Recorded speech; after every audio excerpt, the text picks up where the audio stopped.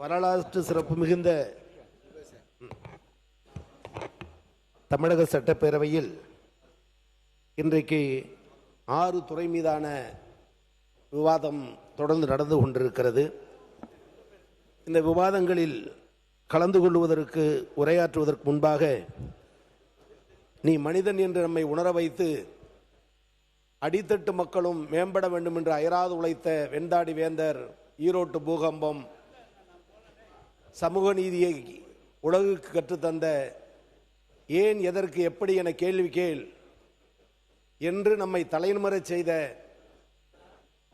தந்தை பெரியாரை வணங்குகிறேன்.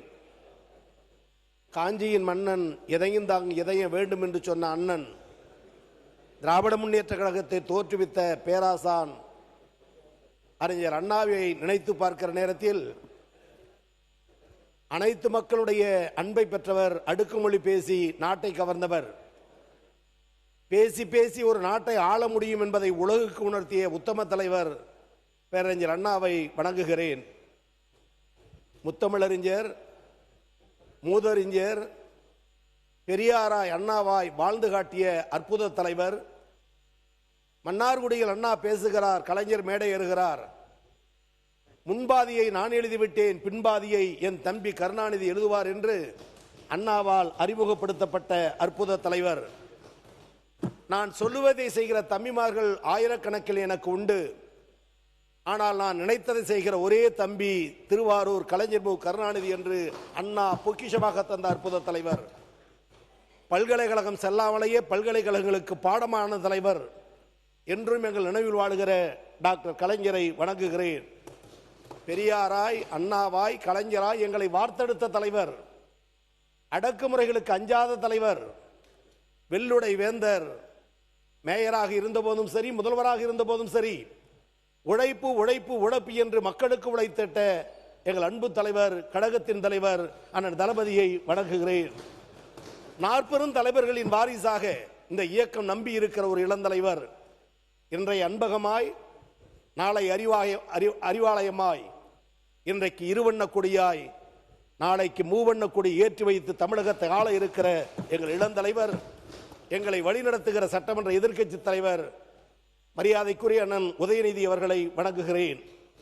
மாண்புமிகு பேரவைத் தலைவர் அவர்களே, மாண்புமிகு முதலமைச்சர் மற்றும் அமைச்சர் பெருமக்களுக்கும், எதிரணியில் இருக்கிற முதல் வரிசை தலைவர்களுக்கும், முன்னாள் அமைச்சர் பெருமக்களுக்கும், முதல் முறை தேர்வு செய்யப்பட்டிருக்கிற சட்டமன்ற உறுப்பினர்கள், குறிப்பாக பெண் சகோதரி சட்டமன்ற உறுப்பினர்களுக்கும், அவையில் நிரம்பியிருக்கிற பத்திரிகை மற்றும் ஊடகத்துறை சார்ந்தவர்களுக்கும் என்னுடைய மனமார்ந்த நன்றியை தெரிவிக்க கடமைப்பட்டிருக்கிறேன். இந்த வரலாற்று சிறப்புமிக்க சட்டப்பேரவையில் இந்த எளியவன் 2011 தொடங்கி 4 முறை நின்று வென்று இன்றைக்கு உரையாற்றி கொண்டிருக்கிறேன்.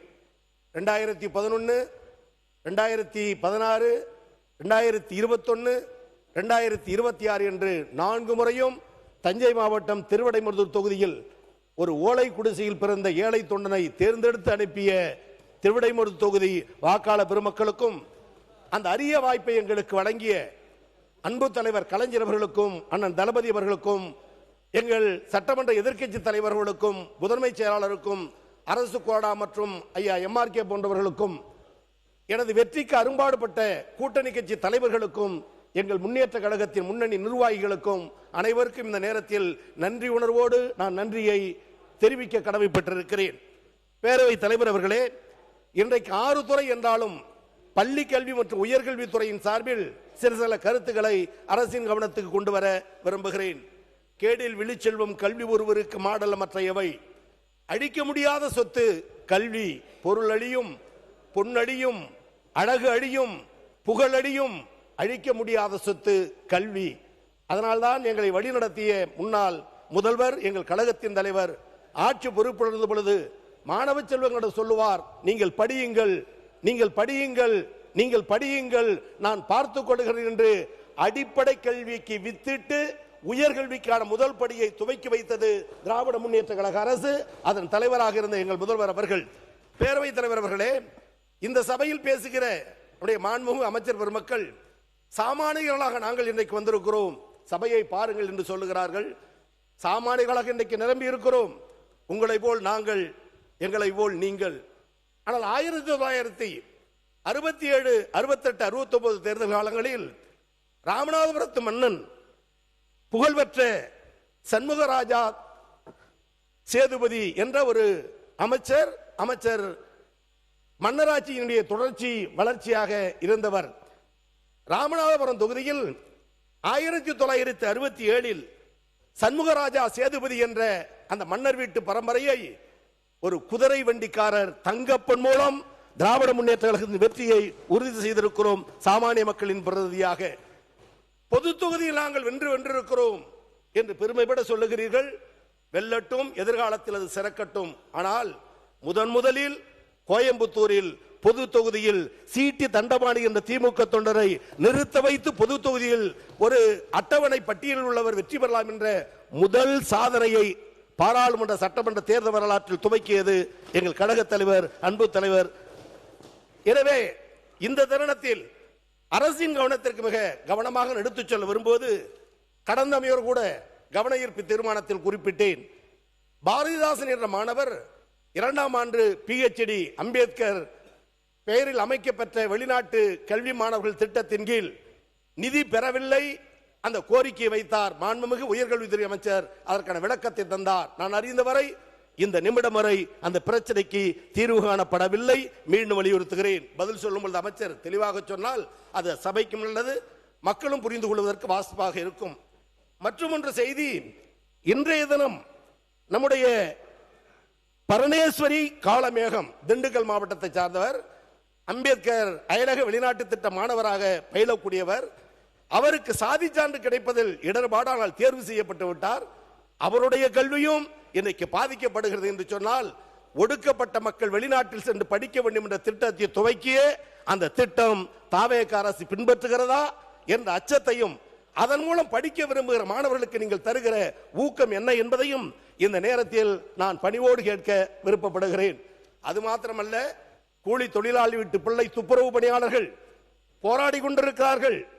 பணி நிரந்தரம் வேண்டும் என்பதுதான் கோரிக்கை. இன்றைய தினம் அந்த போராட்டத்தின் உச்சம். நேற்றைய தினம் குண்டுக்கட்டாக கைது செய்யப்பட்டிருக்கிறார்கள். அவர்கள் வைக்கிற கோரிக்கை, முதலமைச்சர் சந்தித்து நாங்கள் எங்கள் கோரிக்கையை சொல்ல வேண்டும். கடந்த காலங்களில் போராடிய போது அவர்களை பனையூர் அலுவலகத்திற்கு வரவழைத்து ஆதரவு தந்தார்கள். இன்றைக்கு அவர்களை அடைக்கவும் இல்லை, மாறாக கைது செய்யப்பட்டிருக்கிறார்கள்.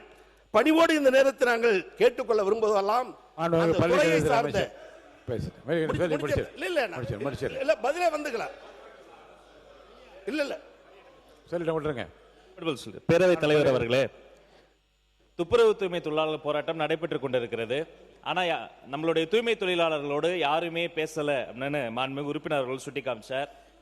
இந்த போராட்டத்தை முன்னெடுத்துக் கொண்டிருக்கக்கூடிய தோழர் பாரதி அவர்களோடு நானும் ஆதவ அவர்களும் நேரடியாக பேசினோம். இந்த செஷன் முடிந்த பிறகு இன்று மாலையே அந்த தூய்மை தொழிலாளர்களை நேரிலும் சந்தித்து அவர்களுடைய பல வகையான கோரிக்கைகள் இருக்கு, நீண்ட நெடுங்காலமா இருக்கு, அதை பேசி சுமூகமாக தீர்த்து வைக்கப்படும் என்பதை தெரிவித்துக் கொள்கிறேன். மாண்பு உறுப்பினர் கோவை செழியன். மாண்புமிகு சமூக நலத்துறை அமைச்சர் அவர்கள். மாண்புமிகு நீதித்துறை அமைச்சர். மாண்புமிகு பேரவைத் தலைவர் அவர்களே, மாண்புமிகு திராவிட முன்னேற்ற கழகத்தினுடைய சட்டமன்ற உறுப்பினர் முன்னாள் அமைச்சர் அண்ணன் கோவி செழியன் அவர்கள், கடந்த முறையும் அவர் அயலக அம்பேத்கர் ஸ்காலர்ஷிப் சார்பாக பங்கெடுத்து அங்கே படித்திருக்கின்ற, மலேசியாவில் படித்திருக்கின்ற அந்த மாணவர் குறித்து பேசினார்கள். அதற்கு தெளிவாக விளக்கம் கொடுத்தேன். இப்பொழுதும் அது குறித்து பேசுகிறார்கள். அவையில் நான் பேசி விளக்கம் கொடுத்து எங்களுடைய துறை சார்ந்து அந்த மாணவருக்கு கடிதம் எழுதி என்னென்ன நீங்கள் செலவு செய்திருக்கிறீர்கள், இந்த ஆண்டு எவ்வளவு கொடுக்க வேண்டும் என்று கேட்டிருக்கிறோம்.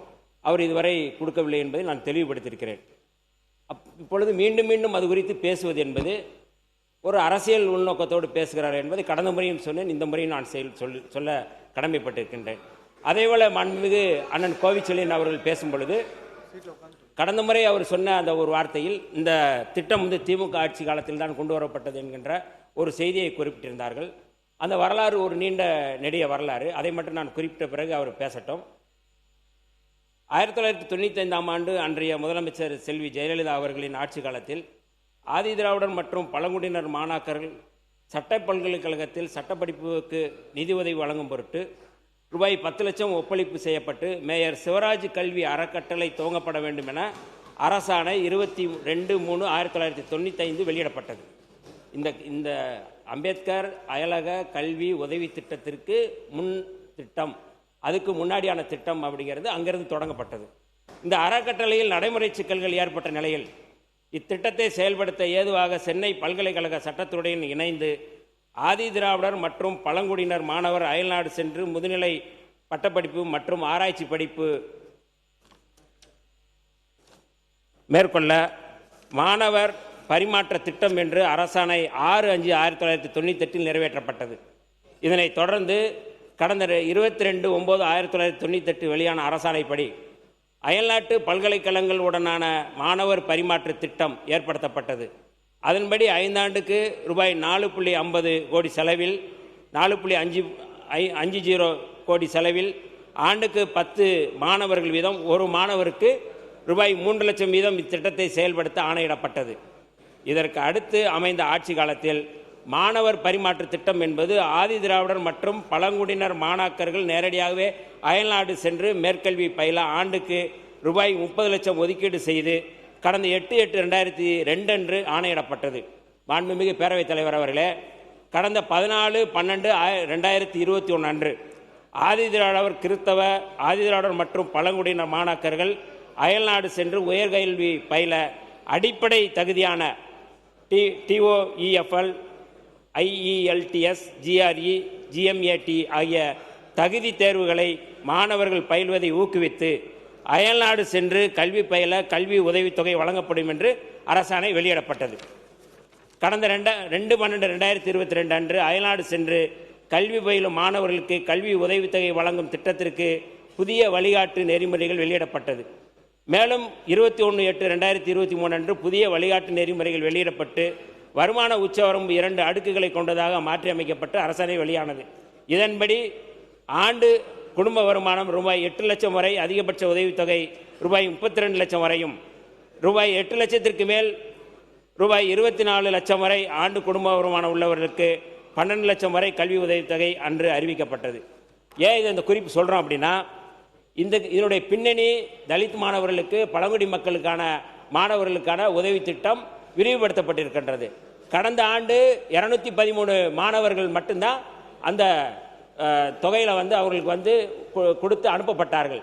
மீதி 500 பேருக்கு 213 பேர் தான் வழங்கி போயிருக்கிறார்கள். அந்த திட்டத்தின் மூலமாக மீதி பேர் அங்கே நிறுத்தப்பட்டிருக்கிறது. நாங்கள் தாவேக அரசு வந்த பிறகு, மாண்புமிகு முதல்வர் அவர்கள் வந்த பிறகு இந்த திட்டத்தை 362 என்பதை நேற்று 363 மாற்றி 131 கோடி ரூபாய் நாங்கள் ஒதுக்கி இருக்கின்றோம். அதில் ரொம்ப குறிப்பாக மாண்புமிகு நிதித்துறை அமைச்சர், நிதி செயலாளர் எல்லோரும் சேர்ந்து தலித் மற்றும் பழங்குடியின மாணவர்களுக்கான அந்த உதவித்தொகை கூடுதலாக அவர்கள் செலுத்த வேண்டும் என்ற நல்லெண்ணத்தோடு நாங்கள் வழங்கி இருக்கின்றோம்.